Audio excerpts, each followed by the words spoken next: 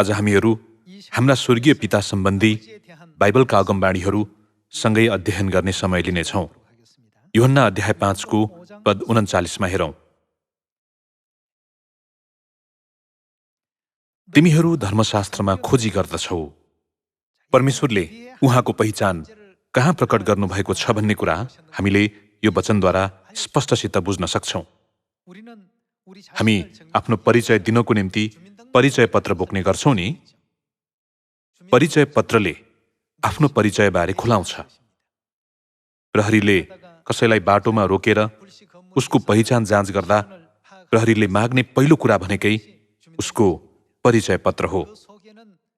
परिचय पत्रमा आफ्नो जन्ममिति, आफ्नो ठेगाना र आफ्नो औँठा छाप पनि समावेश हुन्छ। परिचय पत्रले हाम्रो पहिचान निश्चित गरिदिए जस्तै परमेश्वरले पनि आफ्नो पहिचान प्रमाणित गर्न आफ्नो परिचय पत्र बाइबलभित्र राखिदिनु भएको छ। त्यसैले तिमीहरू कहाँ त धर्मशास्त्रमा खोजी गर्दछौ, किनभने त्यहाँ अनन्त जीवन पाइन्छ भनी तिमीहरू ठान्छौ। मेरो विषयमा गवाही दिने तिनै धर्मशास्त्र हुन् भनिएको छ। सजिलो गरी भन्नुपर्दा बाइबल नै परमेश्वरको परिचय पत्र हो। यो पृथ्वीमा शरीरमा आउनुभएका परमेश्वरलाई बाइबल मार्फत चिन्न सक्ने बुद्धि हामी सबैमा हुनुपर्छ। तर सबैले बाइबलको वचन त्यत्तिकै पढेर मात्र परमेश्वरलाई चिन्न भनि सक्दैनन्। मत्ती अध्याय 13 को पद 10 को वचन हेरौँ। अनि चेलाहरू आएर उहाँलाई भने, तपाईँ तिनीहरूसँग किन दृष्टान्तहरूमा बोल्नुहुन्छ? उहाँले तिनीहरूलाई जवाब दिनुभयो, तिमीहरूलाई त स्वर्ग राज्यका रहस्यहरूको ज्ञान दिइएको छ, तर तिनीहरूलाई भने दिइएको छैन भनिएको छ। कलसी अध्याय 2 को पद 2 र कलसी अध्याय 1 को पद 26 को वचनमा परमेश्वरको रहस्य चाहिँ ख्रिस्ट हुनुहुन्छ भनेर लेखिएको छ नि, होइन र? तिमीहरूलाई त स्वर्ग राज्यका रहस्यहरूको ज्ञान दिइएको छ, तर तिनीहरूलाई भने दिइएको छैन। किनकि जससँग छ त्यसलाई दिइनेछ र त्यससँग प्रशस्त हुनेछ, तर जससँग छैन त्यससँग भएको पनि त्यसबाट खोसिनेछ। यसै कारण म तिनीहरूसँग दृष्टान्तमा बोल्दछु, किनभने तिनीहरू हेर्न त हेर्छन्, हेरे पनि सबैले बुझ्दैनन् भनिएको छ। हेर्न त हेर्छन् तर देख्दैनन्, सुन्न त सुन्छन् तर सुनेर बुझ्दैनन्। 2000 वर्ष अघि परमेश्वर शरीर धारण गरी येशू भन्ने नाउँ लिएर इस्रायल देशमा आउनुभयो। धेरै मानिसहरूले येशूजुलाई देखे, तर केही मानिसहरूले मात्र येशूजुलाई परमेश्वरको रूपमा चिने। वास्तवमा येशूजुलाई परमेश्वरको रूपमा नचिनेका मानिसहरू भने झन् धेरै थिए। यसै कारण येशूजुले बाइबल नै मेरो विषयमा गवाही दिने परिचय पत्र हो भनेर हामीलाई पुनः जागृत गराइदिनु भयो। यसरी परमेश्वरलाई चिन्न सकिने सबै प्रमाण बाइबलका 66 वटा पुस्तकहरूमा छ भन्ने यथार्थता हामीले निश्चित गर्न सक्छौँ नि, होइन र? त्यसो भए बाइबलका केही अगमबाणीहरूद्वारा पिता आन्साङुङ ज्यू नै यो पृथ्वीमा आउनुभएका परमेश्वर हुनुहुन्छ भन्ने कुरा प्रमाणित गरौँ। हामीले सुसमाचार सुनाउने ठाउँै पछि धेरै मानिसहरूले तपाईँ किन आन्साङुङज्यूलाई परमेश्वरको रूपमा विश्वास गर्नुहुन्छ? उहाँ हामी जस्तै साधारण मानिस हो, कसरी परमेश्वर हुन सक्नुहुन्छ र भन्दै प्रश्न गर्ने गर्छन्। मत्ती अध्याय 13 मा दिनुभएको वचन जस्तै तिनीहरू हेर्न त हेर्छन् तर देख्दैनन्, सुन्न त सुन्छन् तर सुनेर बुझ्दैनन्। तर पद 16 मा हेर्ने हो भने तिमीहरूका आँखा धन्य हुन् किनकि तिनले देख्दछन्, तिमीहरूका कान धन्य हुन् किनकि तिनले सुन्छन् भन्ने वचन दिइएको छ। परमेश्वरको विषयमा गवाही दिने बाइबलद्वारा हामीले आन्साङुङज्यू किन परमेश्वर हुनुहुन्छ भनेर प्रश्न गर्ने मानिसलाई सरल रूपले उत्तर दिन जान्ने हुनुपर्छ। पहिलो, आन्साङुङज्यूले मानव जातिलाई अनन्त जीवन दिनुभएको छ। अनन्त जीवन चाहिँ परमेश्वर बाहेक कसैले दिन सक्दैन। त्यसैले आन्साङुङज्यू परमेश्वर हुनुहुन्छ यसरी उत्तर दिन सक्नुपर्छ। निस्सन्देह यसबारे पहिलो यूहन्ना अध्याय 2 पद 25, यूहन्ना अध्याय 6 पद 53, मत्ती अध्याय 26 पद 26, यशाया अध्याय 25 पद 6, हिब्रू अध्याय 9 पद 28 मा रहेको थुप्रै प्रमाणहरूद्वारा पनि तिनीहरूलाई सुनाउन सकिन्छ। दोस्रो चाहिँ आन्साङुङज्यूले सियोन पुनर्निर्माण गर्नुभयो। सियोन चाहिँ केवल परमेश्वरले मात्र पुनर्निर्माण गर्न सक्नुहुन्छ भन्ने कुरा बाइबलले हामीलाई जानकारी दिएको छ। परिचय पत्रमा आफ्नो बारे थुप्रै जानकारीहरू अभिलेख गरिएको हुन्छ। यो जस्तै बाइबलमा पनि परमेश्वरको बारेमा थुप्रै अभिलेखहरू छन्। तीमध्ये हामी सियोन पुनर्निर्माण गर्नुहुने व्यक्ति चाहिँ परमेश्वर हुनुहुन्छ भन्ने यथार्थताबारे सोचौं। भजन संग्रह अध्याय 102 पद 16, भजन संग्रह अध्याय 87 पद 5, यशाया अध्याय 33 पद 20, दानियल अध्याय 7 पद 25 र लेवी अध्याय 23 पद 1 मार्फत अन्साहुङज्यू नै सियोन स्थापना गर्नुभएका परमेश्वर हुनुहुन्छ भन्ने कुरा निश्चित गर्न सकिन्छ। मानिसहरूले फेरि प्रश्न गर्न सक्छन्, अरू के कारणले अन्साहुङज्यू परमेश्वर हुनुहुन्छ? अन्साहुङज्यूले मानव जातिलाई पाप क्षमा दिनुभएकोले उहाँ परमेश्वर हुनुहुन्छ। पाप क्षमा चाहिँ परमेश्वर बाहेक अरू कसैले पनि दिन सक्दैन भनिएको छ। यो कुरालाई हामीले लुका अध्याय 5 पद 17, मत्ती अध्याय 26 पद 26 लगायत अरू पदहरूद्वारा निश्चित गर्न सक्छौं नि। कसैले यसरी प्रश्न गर्दा हामीले सजिलै उत्तर दिन सक्ने गरी परमेश्वरले थुप्रै प्रमाणहरू प्रदान गर्नुभएको छ। राजा दाउदको सिंहासनको अगमबाणी पूरा गर्नुभएकोले अन्साहुङज्यू परमेश्वर हुनुहुन्छ। यसरी उत्तर दिन पनि सकिन्छ। प्रकाश अध्याय 5 पद 1, होशे अध्याय 3 पद 5, प्रकाश अध्याय 22 पद 16, दोस्रो शमूएल अध्याय 5 पद 4, लुका अध्याय 13 पद 6, हिब्रू अध्याय 9 पद 28, लुका अध्याय 12 पद 49, लुका अध्याय 22 पद 20 द्वारा पनि अन्साहुङज्यू नै यो पृथ्वीमा आउनुभएका परमेश्वर हुनुहुन्छ भनेर सुनाउन सकिन्छ। साथै अन्साहुङज्यूले हामीलाई अदनमा भएको जीवनको फल दिनुभएकोले उहाँ परमेश्वर हुनुहुन्छ। मत्ती अध्याय 2 पद 17, उत्पत्ति अध्याय 3 पद 22, यूहन्ना अध्याय 6 पद 53, मत्ती अध्याय 26 पद 17, यूहन्ना अध्याय 10 पद 10, हिब्रू अध्याय 9 पद 28 को वचन देखाउँदै अदनमा भएको जीवनको फल दिन सक्नुहुने व्यक्ति चाहिँ यो पृथ्वीमा परमेश्वर बाहेक अरू कोही छैन। हामीलाई अदनमा भएको जीवनको फल दिनुभएको व्यक्ति नै अन्साहुङज्यू हुनुहुन्छ। त्यसैले के अन्साहुङज्यू बाइबल र अगमवक्ताहरूले गवाही दिएको परमेश्वर हुनुहुन्न र? अन्साहुङज्यूले पछिल्ला दिनहरूमा नयाँ करार स्थापना गर्नुभएकोले उहाँ परमेश्वर हुनुहुन्छ भन्न सकिन्छ। नयाँ करार चाहिँ परमेश्वरले मात्र स्थापना गर्न सक्नुहुन्छ, उहाँसँग मात्र यो अधिकार छ। यर्मिया अध्याय 31 को पद 31 र लुका अध्याय 22 मा हेर्ने हो भने यी वचनहरूले यस युगमा नयाँ करारको सत्यता लिएर आउनुहुने व्यक्ति चाहिँ केवल परमेश्वर मात्र हुनुहुन्छ भनेर हामीलाई बोध गराइरहेको छ। मानिसहरूले फेरि प्रश्न गर्न सक्छन्, अन्साहुङज्यू किन दोस्रो आगमनका ख्रिस्ट परमेश्वर हुनुहुन्छ? मल्कीसेदेकको अगमबाणी अनुसार आउनु भएकोले अन्साहुङज्यू परमेश्वर हुनुहुन्छ। हामीलाई स्वर्गीय माता चिनाइदिनु भएकोले उहाँ परमेश्वर हुनुहुन्छ। यसरी उत्तर दिन सकिन्छ, स्वर्गीय पिता बाहेक कसैले पनि स्वर्गीय मातालाई चिनाइदिन सक्दैन।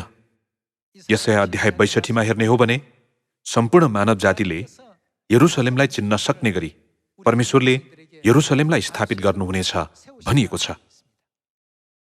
अन्साहुङज्यूले हामीलाई पाप क्षमा दिनुभएकोले उहाँ परमेश्वर हुनुहुन्छ, अनन्त जीवन दिनुभएकोले उहाँ परमेश्वर हुनुहुन्छ, सियोन पुनर्निर्माण गर्नुभएकोले उहाँ परमेश्वर हुनुहुन्छ, नयाँ यरुसलेम स्वर्गीय माताको अस्तित्व हामीलाई जानकारी दिनुभएकोले उहाँ परमेश्वर हुनुहुन्छ, नयाँ करार स्थापना गर्नुभएकोले उहाँ परमेश्वर हुनुहुन्छ। यस्ता उत्तरहरू हामीले सजिलै दिन सक्ने हुनुपर्छ। आज यी सरल उत्तरहरूमध्ये मानव जातिलाई अनन्त जीवन दिनुभएकोले अन्साहुङज्यू परमेश्वर हुनुहुन्छ भन्ने यथार्थता बाइबलद्वारा एकपटक निश्चित गरौं। पहिलो यूहन्ना अध्याय 2 मा हेरौं। पहिलो यूहन्ना अध्याय 2 को पद 25 को वचन हेर्ने हो भने उहाँले हामीलाई, उहाँ भन्नाले को हुनुहुन्छ त? शरीर धारण गरी यो पृथ्वीमा आउनुभएका येशू ख्रिस्टले हामीलाई गर्नुभएको प्रतिज्ञा यही हो। के हो भनिएको छ त? अनन्त जीवन भनिएको छ। अनन्त जीवन चाहिँ केवल परमेश्वरले मात्र दिन सक्नुहुन्छ। कुनै मानिसले कदापि अनन्त जीवन दिन सक्दैन।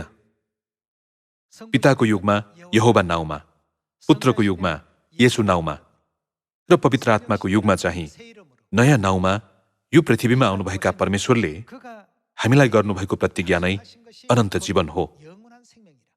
के यो परमेश्वरले मात्र गर्न सक्नुहुने कार्य होइन र? त्यसो भए हामीलाई अनन्त जीवन दिने प्रतिज्ञा उहाँले कसरी पूरा गर्नुहुन्छ होला? यो कुरा हामी यूहन्ना अध्याय 6 पद 53 हेरौं। येशूले तिनीहरूलाई भन्नुभयो, साँच्चै म तिमीहरूलाई भन्दछु, तिमीहरूले मानिसको पुत्रको देह खाएनौ र उसको रगत पिएनौ भने तिमीहरूमा जीवन हुँदैन। पद 54 को वचन हेर्ने हो भने मेरो देह खाने र मेरो रगत पिउनेसित अनन्त जीवन छ भनिएको छ। यस्तो बाटो जानकारी दिन सक्नुहुने व्यक्ति चाहिँ केवल को मात्र हुनुहुन्छ त? पहिलो यूहन्ना अध्याय 2 को पद 25 मा हेर्दा मानव जातिलाई यस्तो प्रतिज्ञा गर्न सक्ने अधिकार चाहिँ केवल परमेश्वरसँग मात्र छ भन्ने कुरा निश्चित गर्न सकिन्छ। येशूज्यूले मानिसहरू मलाई को हो भनी भन्छन् भनेर सोध्नुहुँदा पत्रुसले बिना हिचकिचाहट यसरी उत्तर दिए, तपाईं ख्रिस्ट हुनुहुन्छ, जीवित परमेश्वरको पुत्र। येशूज्यू नै परमेश्वर हुनुहुन्छ भन्ने कुरा पत्रुसले कसरी थाहा पाए त? तिनले परमेश्वरको परिचय पत्रद्वारा उहाँलाई चिने। अनन्त जीवन दिन सक्नुहुने व्यक्ति चाहिँ परमेश्वर बाहेक अरू कोही छैन भन्ने यथार्थता थाहा भएकोले तिनले हामी कस कहाँ जाउँ, तपाईंसित अनन्त जीवनका वचन छन् भने। तिनले तपाईं परमेश्वर हुनुहुन्छ, हाम्रो जीवन र हाम्रो भविष्यको लागि हामी परमेश्वर बाहेक कसमा निर्भर हुन सक्छौं र भन्न खोजेका होइनन् र? लगातार हेरौं पद 54 मा, मेरो देह खाने र मेरो रगत पिउनेसित अनन्त जीवन छ र अन्त्यको दिनमा म त्यसलाई जीवित पार्नेछु, किनभने मेरो देह साँच्चै खाने कुरो हो र मेरो रगत साँच्चै पिउने कुरो हो। मेरो देह खाने र मेरो रगत पिउने चाहिँ ममा रहन्छ र म त्यसमा रहन्छु। जसरी जीवित पिताले मलाई पठाउनु भयो र म पिताको कारणले जिउँछु, त्यसै गरी मलाई खाने पनि मेरो कारणले जिउनेछ भनिएको छ। यो वचनमा हेर्दा परमेश्वरले हामीलाई येशूज्यूको देह खाएर र उहाँको रगत पिएर अनन्त जीवन पाउन सकिने तरिका जानकारी दिनुभयो। उहाँले सत्यताको यस्तो धर्मविधि समेत स्थापना गरिदिनु भयो नि। यो सत्यता मार्फत उहाँलाई खोजेमा हामीले शरीर धारण गरी यो पृथ्वीमा दोस्रोपल्ट आउनुभएका परमेश्वर नै उहाँ हुनुहुन्छ भनी सजिलै जान्न सक्नेछौँ। मत्ती अध्याय 26 को पद 26 को वचन हेरौं।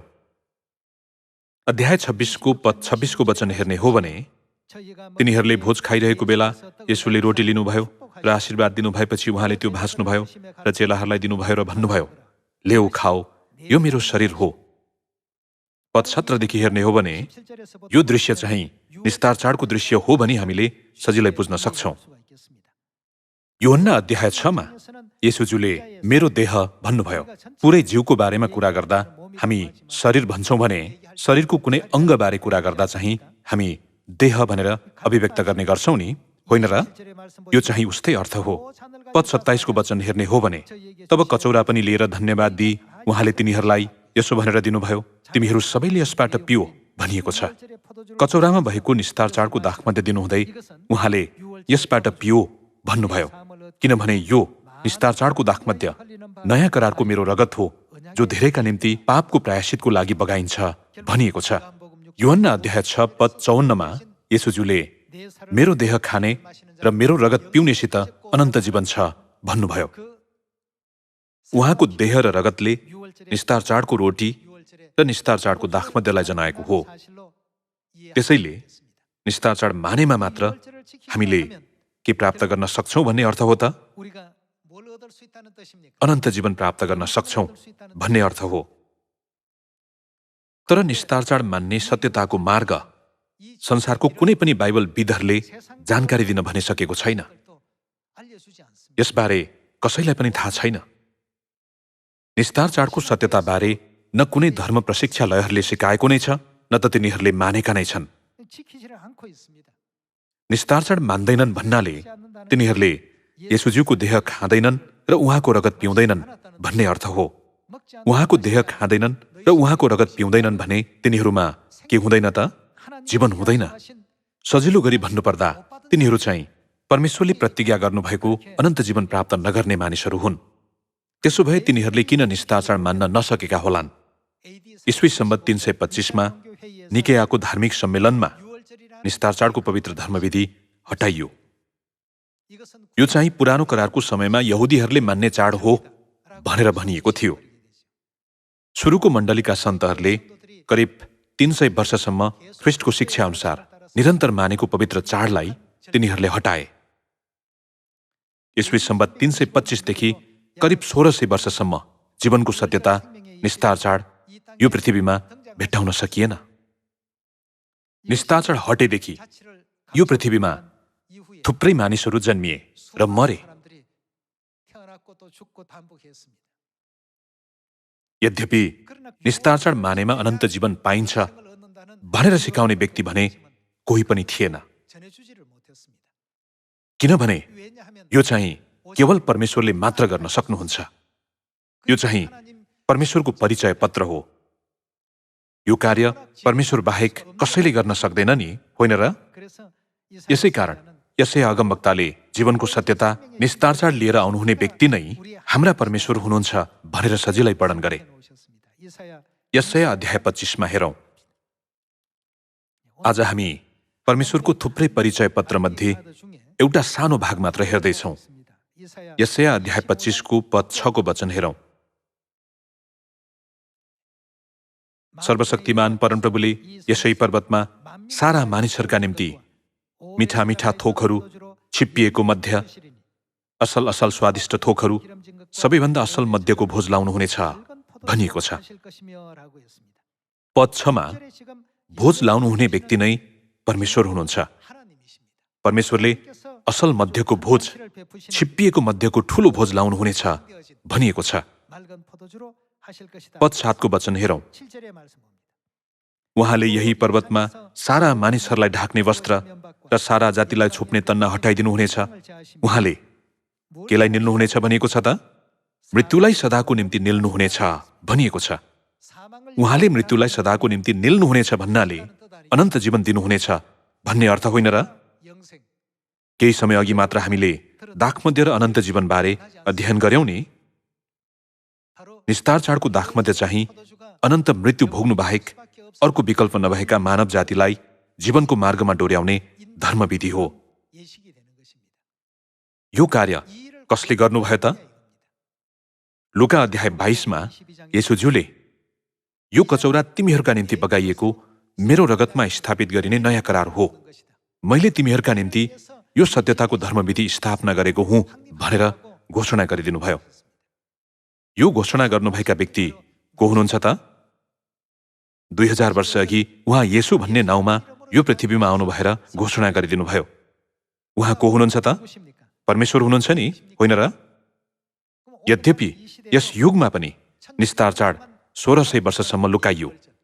केवल परमेश्वरले मात्र आफ्नो देह र रगतलाई जनाउने निस्तार चाडको रोटी र दाखमध्य हामीलाई खाने र पिउने गराउन सक्नुहुन्छ। यसै कारण यशया अध्याय 25 मा उहाँले छिप्पिएको मध्यद्वारा मृत्युलाई सदाको निम्ति निल्नुहुनेछ भनेर लेखिएको हो। मृत्युलाई सदाको निम्ति नष्ट गर्नुहुने भएकोले हामी सदाको निम्ति जिउन सक्छौं भन्ने अर्थ हो। यस्तो कार्य उहाँले केद्वारा गर्नुहुनेछ त? छिप्पिएको मध्यद्वारा। यहाँ मध्यलाई किन छिप्पिएको भनेर अभिव्यक्त गरिएको हो त? 1 वा 2 वर्षसम्म भण्डारण गरिएको भन्दैमा त्यसलाई छिप्पिएको भन्न मिल्दैन। ईस्वी सम्बत 325 देखि 1600 वर्षसम्म कसैले पनि मानव जातिलाई निस्तार चाडको रोटी र दाखमध्य खुवाएको छैन।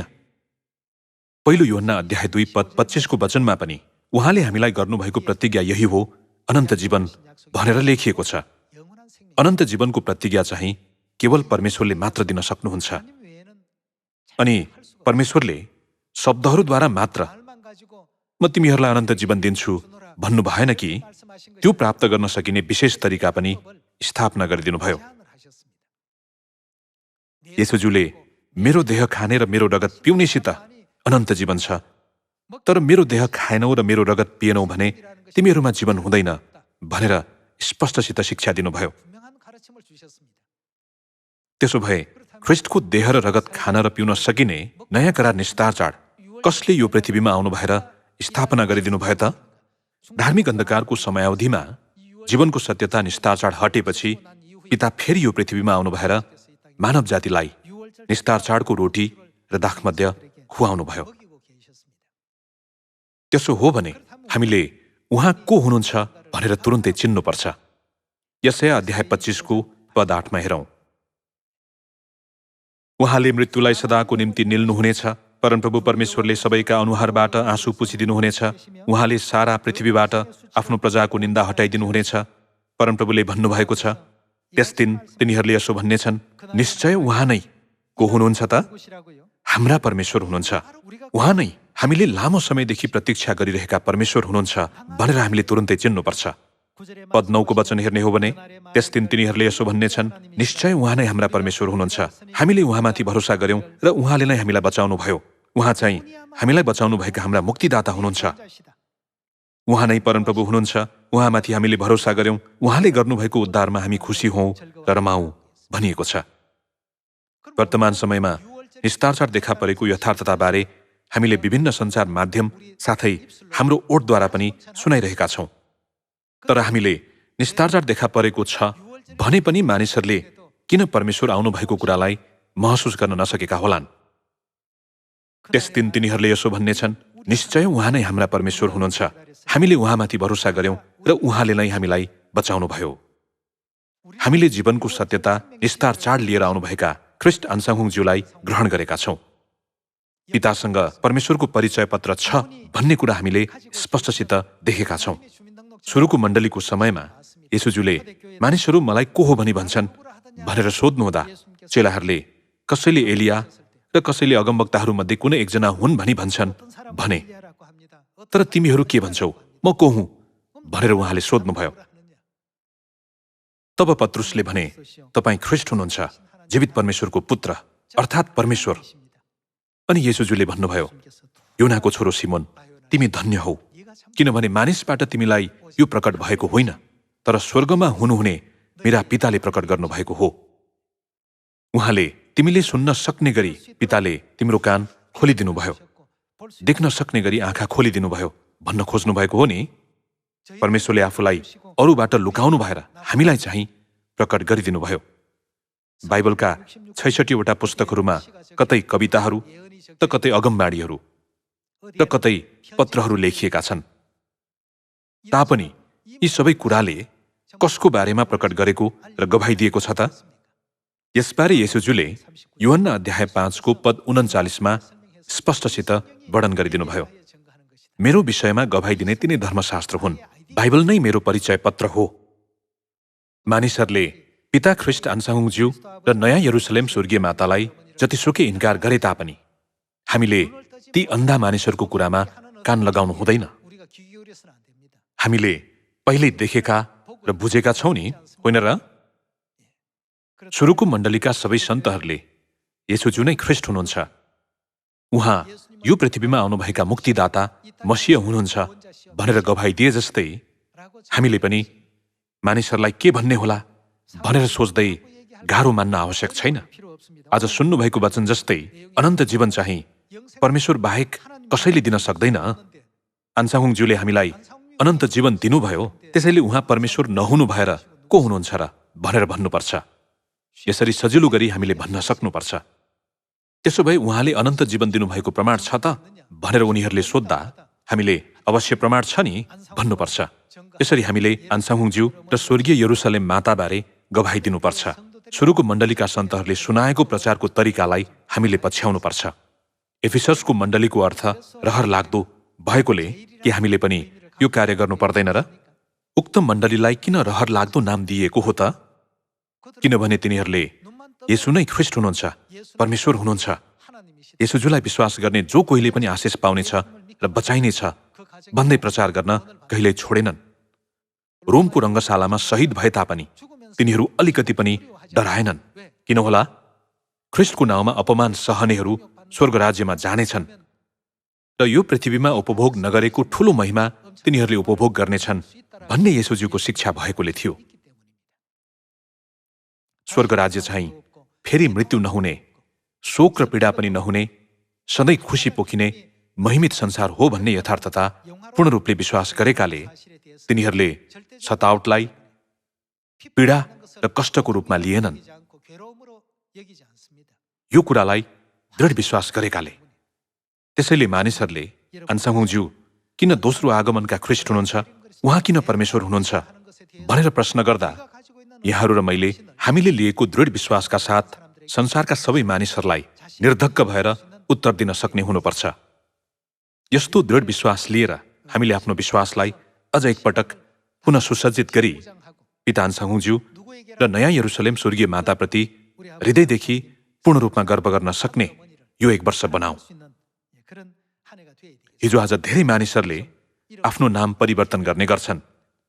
आफ्नो नाम परिवर्तन गर्दैमा मान्छे नै परिवर्तन हुने होइन। 2000 वर्ष अघि परमेश्वरले येशू भन्ने नाउँ प्रयोग गर्नु भए पनि अन्तिम पवित्र आत्माको युगमा चाहिँ उहाँ कुन नाउँ लिएर आउनुहुनेछ भनिएको छ त? नयाँ नाउँ।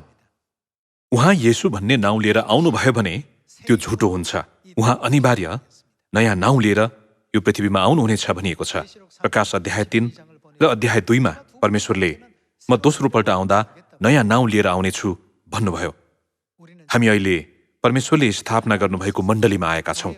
परमेश्वरले प्रतिज्ञा गर्नुभएको अनन्त जीवन हामीले प्राप्त गरेका छौँ अनि हामी सबैजना परमेश्वरद्वारा प्रदत्त मुक्ति र पाप क्षमाको मार्गमा छौँ नि, होइन र? यसै कारण यस्तो दृढ विश्वासका साथ हामीले सामरियामा र पृथ्वीको अन्तिम छेउसम्म सुसमाचार सुनाउनुपर्छ। हिब्रू अध्याय 9 मा अझ एउटा वचन हेरौँ, पद 28 मा। त्यसरी ख्रिस्ट पनि धेरैजनाका पाप बोक्नलाई एकैपल्ट बलि हुनुभयो र उहाँ दोस्रो पल्ट देखा पर्नुहुनेछ, पाप बोक्नका निम्ति होइन तर उत्सुकतापूर्वक उहाँको प्रतीक्षा गर्नेहरूका उद्धारको निम्ति। पहिलो आगमनको समयमा उहाँको नाउँ येशू थियो भने दोस्रो आगमनको समयमा चाहिँ उहाँले आफ्नै नयाँ नाउँ म त्यसमा लेख्नेछु भन्नुभयो। पिताको युगको नाउँ पनि होइन, पुत्रको युगको नाउँ पनि होइन, पवित्र आत्माको युगमा नयाँ नाउँको मालिक चाहिँ छिप्पिएको मध्यद्वारा मृत्युलाई सदाको निम्ति निल्नुहुने व्यक्ति हुनुहुन्छ। निस्तार चाड जीवनको सत्यतालाई पुनर्स्थापन गर्नुहुने व्यक्ति नै दोस्रो पल्ट यो पृथ्वीमा आउनुहुने हामीले प्रतीक्षा गर्नुपर्ने मसीह मुक्तिदाता परमेश्वर हुनुहुन्छ नि, होइन र? त्यसैले सियोनका सबै सन्तानहरूलाई नयाँ करार निस्तार चाड जीवनको सत्यतामा डोर्याउनु हुने व्यक्ति चाहिँ बाइबल र अगमवक्ताहरूले गवाही दिएको दोस्रो आगमनका ख्रिस्ट हुनुहुन्छ। उहाँ नै मानव जातिले प्रतीक्षा गरिरहेको हाम्रा मुक्तिदाता परमेश्वर हुनुहुन्छ। यसै कारण हाम्रो मण्डलीको नाउँ परमेश्वरको मण्डली हो। यहाँहरू र म परमेश्वर स्वयं आउनु भएर नियुक्त गर्नुभएको, स्थापना गर्नुभएको र निर्माण गर्नुभएको मण्डलीमा आएका छौँ। हाम्रो मण्डली सबात दिन, निस्तार चाड र चाडहरू मात्र मान्ने नभएर परमेश्वरको इच्छा सिकेर कार्यान्वयन गर्ने मण्डली पनि हो। कुनै व्यक्तिको उपाधि वा ख्याति जतिसुकै उत्कृष्ट भए पनि त्यो व्यर्थ हो। स्वर्ग प्रवेश गर्ने कुरा आउँदा त्यो बेकामको हुन्छ। व्यर्थ नै व्यर्थ, पूर्ण रूपमा व्यर्थ, सबै व्यर्थ हुन् भनेर बाइबलमा लेखिए जस्तै त्यो व्यक्तिको जीवन व्यर्थको हुन्छ। तर परमेश्वरले हामीलाई साँचो आत्मिक भोजन खान र साँचो आत्मिक पेय पिउन सक्ने गरी साँचो जीवन जिउने गराइदिनु भएको छ। हामीलाई यस्तो अनन्त जीवनको मार्ग देखाइदिनुभएका र मुक्तिको मार्गतर्फ डोर्याइदिनुभएका स्वर्गीय पिता ख्रिस्ट अन्साहुज्यू र पिताले गवाही दिनुभएकी नयाँ यरुसलेम स्वर्गीय माता पवित्र आत्मा र दुलहीले जता जता डोर्याउनुहुन्छ, अन्त्य समय उहाँहरूको पछि पछि लाग्ने हामीहरू हुनुपर्छ। अझै पनि पवित्र आत्माको युगका परमेश्वरलाई राम्ररी नचिनेका मानिसहरू यो पृथ्वीमा थुप्रै छन्। संसारका सबै मानिसहरूले के परमेश्वरको मण्डली अन्साहुज्यू र माता परमेश्वरलाई विश्वास गर्ने मण्डली होइन र भनेर भन्न सक्ने गरी हामी यो पृथ्वीमा आउनुभएका पिता अन्साहुज्यू र नयाँ यरुसलेम स्वर्गीय माताको बारेमा अनुग्रहात्मक रूपले गवाही दियौं। यसरी स्वर्गीय सन्तानहरूको असल कार्य र असल जीवनलाई देखेर संसारका सबै मानिसहरू पश्चातापको मार्गमा आउन सक्ने गरी परिश्रम गर्ने यहाँहरू र म हुनेछौँ भन्ने आशा गर्दै प्रवचन समाप्त गर्दछु। धन्यवाद।